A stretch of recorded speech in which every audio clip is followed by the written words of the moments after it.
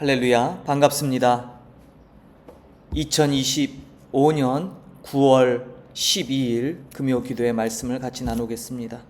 오늘 함께 나눌 말씀은 구약 시편입니다. 시편 55편 12절에서 14절 그리고 22절 한 절입니다. 시편 55편 12절에서 14절 22절입니다. 제가 봉독드립니다. 나를 책망하는 자는 원수가 아니라 원수일진데 내가 참았으리라. 나를 대하여 자기를 높이는 자는 나를 미워하는 자가 아니라 미워하는 자일진데 내가 그를 피하여 숨었으리라.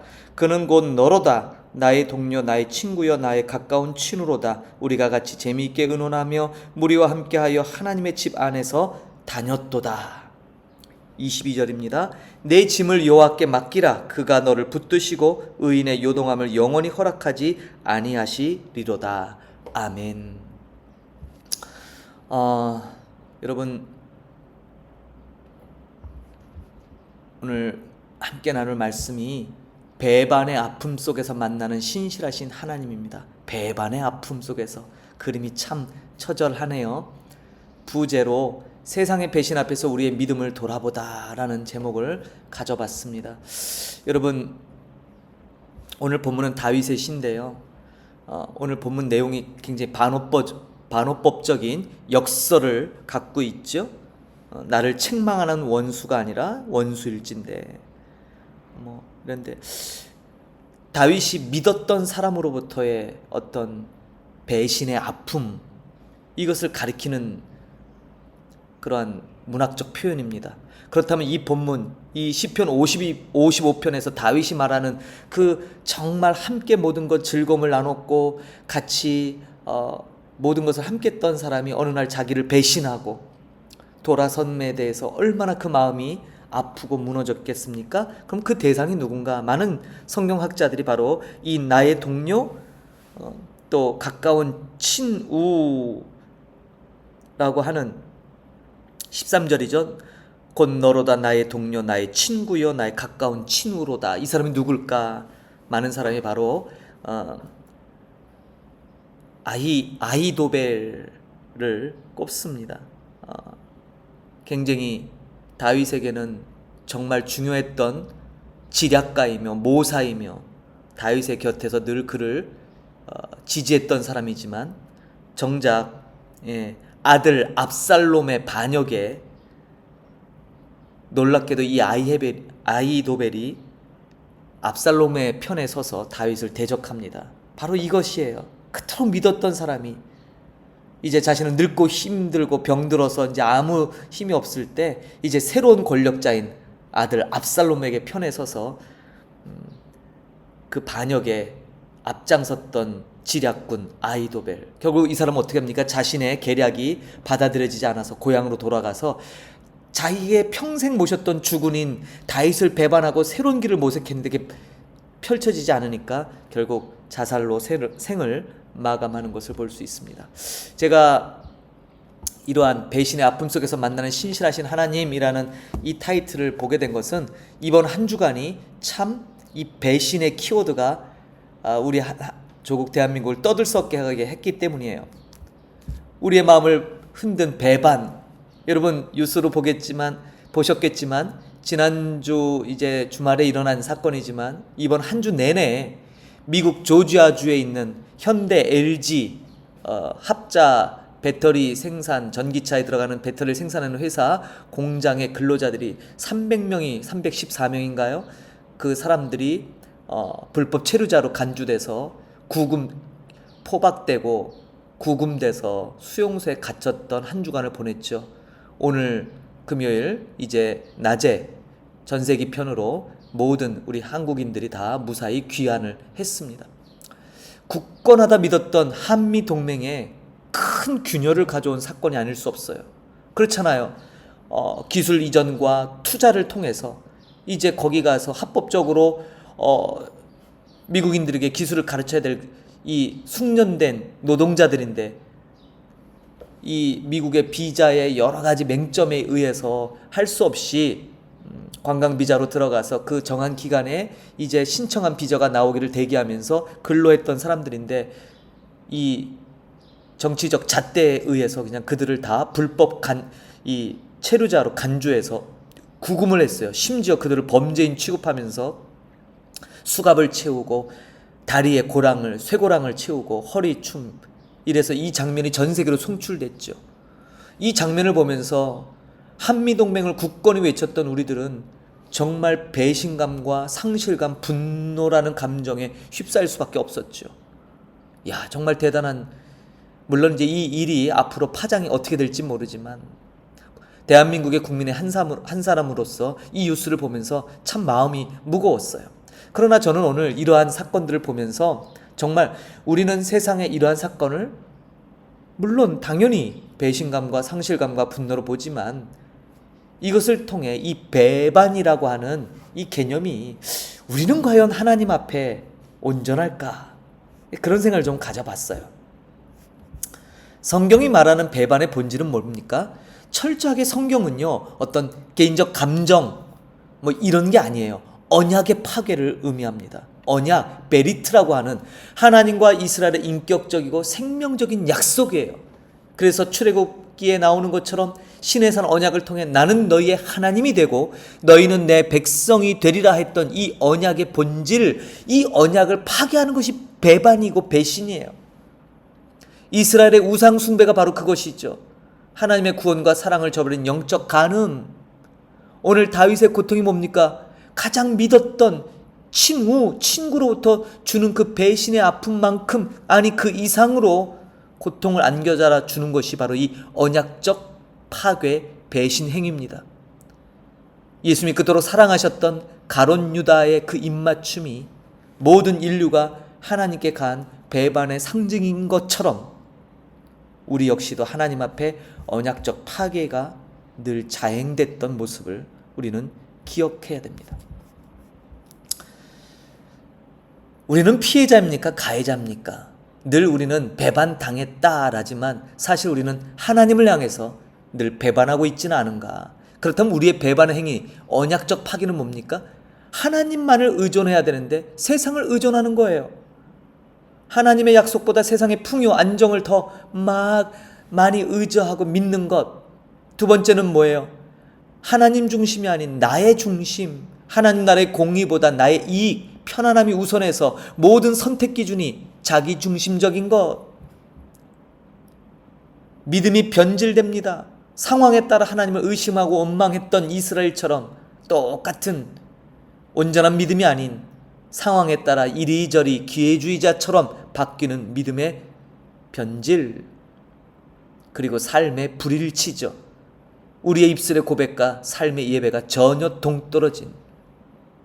여러분, 미국 트럼프 행정부가 우리 대한민국에 행했던 이러한 한미 동맹에 위반되는 이런 일에 인간적 배신, 분노하기 전에 만왕의 왕이신 하나님과의 이 언약을 배반해왔던 우리의 모습을 먼저 돌아보는 이 시간이 됐으면 좋겠어요. 모든 배반을 넘어서는 하나님의 신실하심 무엇입니까? 우리가 그렇게 언약을 파괴하며 하나님 면전에서 죄를 범하고 대놓고 우상 숭배하고 그렇게 거짓된 입술로 하나님을 찬양하는 바로 그때, 그럼에도 불구하고 하나님은 그러한 우리의 모든 배반, 언약적 파괴에 대한 그 반응이 놀랍게도 십자가셨죠. 그래서 십자가는요, 단순히 죄를 사하는 의미를 넘어서서 여러 다각도적인 접근이 필요합니다.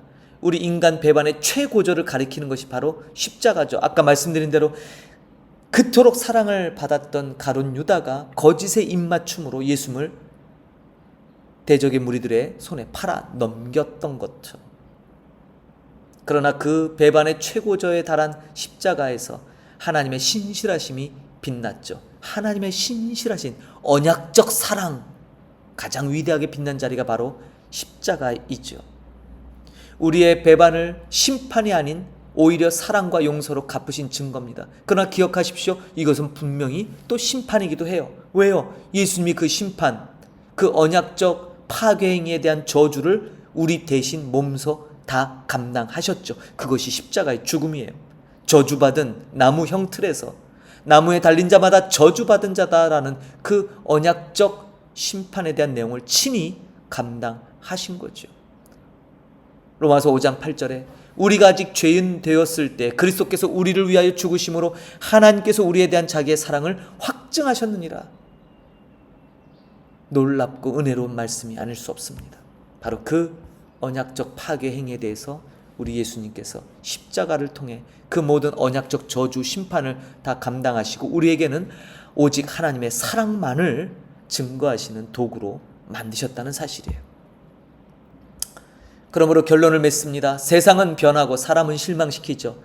영원할 것 같은 것은 없습니다. 한국과 대한민국과 미국이 굳건한 동맹관계에 있더라도 그러한 자신의 이득을 위해서 언제든 돌아설 수 있고 언제든 배반할 수 있습니다. 그러나 우리 하나님은 영원히 신실하십니다. 우리의 유일한 반석이시며 소망이시며 오늘 다윗이 고백한 것처럼 내 짐을 여호와께 맡기라 그가 너를 붙드시고 의인의 요동함을 영원히 허락하지 아니하시리라 했던 바로 그 말씀, 내 짐을 여호와께 맡기라 라는 거죠. 무거운 짐을. 이것이 우리가 붙잡을 약속인 줄 믿습니다. 그래서 오늘 이 말씀을 통해 우리는 함께 기도해야 됩니다. 나라 민족을 위해 기도할 때 어려움을 겪는 동포들을 위로하시고 국가 간의 관계의 공익 안에 모든 것이 하나님의 공의로운 법으로 회복되기를, 또한 나아가서 우리의 죄를 회개해야 될 줄 압니다. 하나님 앞에서 신실하지 못했던 우리의 죄를 고백하고 다시 신실한 언약 백성으로 살게 하도록 은혜를 구하시고 변하는 세상 의지하지 않고 오직 변치 않으시는 하나님 한 분만을 굳게 붙들고 살아갈 수 있는 진정한 믿음을 구하는 오늘 이 밤이 되어야 될 줄 믿습니다. 여러분 어떠십니까? 배반이라는 것, 언약적 파괴가 배반이다 말씀드렸죠. 늘 우리는 세상적인 어떤 이런 관계성 내지는 국가 간의 어떤 이런 상황적에서 우리는 분개하고, 앞서 말씀드린 대로 우리의 국민들이 그렇게 억울한 대우를 받을 때 국민적 공감대가 형성되면서 분노의 감정이 표출되지만, 그러나 하나님 앞에 우리의 모습을 비춰보면 얼마나 이율배반적이고 얼마나 자기중심적인지가 금방 드러나지 않습니까? 하나님을 우리 편에서 해석하지 않기를 소망합니다. 하나님은 우리 편에서 해석되어지는 분이 아니죠. 오히려 우리의 모든 삶이 그분과의 관계 안에서 해석되어져야 되고, 그분과의 바른 관계를 통해 이 세상에서 하나님의 영광을 드러내며 하나님의 뜻을 드러내는 삶이 우리의 본연의 삶의 모습일진데, 정말 그런 모습에 당당하고 거리낌 없는 모습이 있느냐라는 것이죠. 아마도 이 질문에 다 당당하지 못하실 거예요. 그렇기 때문에 아까 세 가지 기도 제목 가지고 이 시간에 함께 기도하십시다. 다윗이 겪었던 그 오른팔과 같은 아히도벨, 얼마나 그와 많은 세월을 함께하며 그의 지략으로 얼마나 위기를 많이 극복했어요. 그런데 그러한 사람이 이제 다윗을 쳐내고 그의 아들 압살롬의 편에 서서 다윗을 죽이려고 합니다. 만약 우리가 그 기록을 알고 있지만 정말 압살롬이 아히도벨의 계책을 받아들였다면, 후세의 계책을 받지 않고 아히도벨의 계책을 따랐더라면 다윗은 정말 죽었을 겁니다. 그러나 놀랍게도 하나님의 은혜로 그 반드시 성공할 수밖에 없는 계책을 물리치고 실패할 수밖에 없는 계책을 선택하는 그러한 패착을 두는 압살롬을 보면서 여러분 무슨 생각을 하십니까? 우리가 아무리 지혜롭다 해도, 아무리 완벽하다 해도 그러하지 않습니다. 우리는 그것을 인정해야 돼요. 그래서 오늘 시편 55편 22절 말씀처럼 우리의 짐을 여호와께 맡기고, 그럴 때 그분께서 우리를 붙드시며 의인의 요동함을 영원히 허락하지 않는다. 뭐예요? 흔들리지 않는. 여러분, 이 세상, 우리가 살고 있는 이 세상 자체가 요동치는 세상 아닙니까? 자고 일어나면 수많은 사건 사고와 신앙의 체계를 뒤흔드는 엄청난 일들이 벌어지죠. 그런데 주님만을 온전히 신뢰하고 하나님의 그 신실하신 언약 관계에서 최선을 다해서 언약적 책임을 다하려고 애쓰는 우리를 보시며 하나님께서 흔들림 없이 우리를 붙들고 지키신다는 이 말씀이야말로 너무나 축복의 말씀이고 감사와 기쁨의 말씀인 줄 믿습니다. 오늘 이 말씀들을 마음에 새겨서 하나님 앞에 간절함으로 기도하고 우리의 신앙의 현 주소를, 그리고 우리가 나라 민족을 위해서 무엇을 위해 기도해야 될지, 그리고 어떻게 이 세상을 바라봐야 될지를 늘 고민하고 판단하는 그런 우리가 되될 줄 믿습니다. 특별히 부춘봉 기간에 있는 우리 캄보디아를 위해 중보하십시다. 영적 어둠에 내몰려서 귀신들을 숭배하고 조상 귀신들을 불러내는 의식을 행하는 이 부춘번 기간에 우리는 더 영적으로 깨어서 이 민족을 위해 함께 기도해야 될 줄 믿습니다. 기도하겠습니다. 하나님, 오늘도 귀한 시편 55편의 말씀을 통해 다윗이 그토록 믿었던 사람으로 배반을 겪었던 그 아픔을 노래하며 오직 하나님만을 신뢰하고 하나님께 모든 것을 맡기는 것이 진정한 평안이요 안식이요 가장 믿을 만한 일이라는 것을 우리에게 다시 일깨워 줍니다. 하나님의 백성이라고 하는 이스라엘은 늘 하나님 앞에 그 언약을 지키지 못하고 언약을 파기했습니다. 그 언약적 파기는 언약적 저주와 언약적 심판을 가져다 주는 일일진데, 그럼에도 하나님은 끝끝내 그 공의의 법을 다 준행하시면서도 이스라엘을 살려내는 놀라운 방법을 우리에게 제시하셨습니다. 그것이 바로 십자가이고, 성경은 이것을 하나님이 우리를 사랑하신 것을 확증했다고 기록하고 있습니다. 그런 놀라운 사랑이 있으면서 우리는 세상에서 배반, 배신의 행위가 일어나는 것들을 보며 분개하고 입에 거품을 물며 큰 소리를 외치지만, 정작 하나님 앞에서 늘 우리가 그러한 모습을 보일 때가 많다는 사실에는 침묵하며 외면할 때가 많은 줄 압니다. 주여 용서하시고 오늘 우리의 본연의 모습을 뒤돌아보며 하나님 앞에 신실치 못했던 모습들을 회개하고 다시 언약의 신실하신 그 하나님을 바라보며 믿음으로 나아가는 우리 모든 목양의 권속들 다 되기를 간절히 소망합니다. 그리고 그렇게 회복된 관계에서 구하는 기도야말로 하나님께서 들으시며 응답하시는 기도가 될 줄로 믿사오니, 오늘 이 밤에 우리에게 은총 베푸셔서 오늘 이 말씀을 붙들고 하나님 앞에 더 가까이 나가는 믿음의 사람들 다 되도록 축복하옵소서. 부춘봉 기간을 맞이해서 범죄하는 이 민족을 위해 중보하게 하시고, 우리가 발을 딛고 사는 이 땅의 복음화를 위해 함께 힘을 모아 기도하는 또 이 밤이 되도록 은혜 더하여 주옵소서. 감사드리며 예수님의 이름으로 기도합니다. 아멘. 예, 말씀을 마쳤습니다. 오늘 이 주신 말씀들 참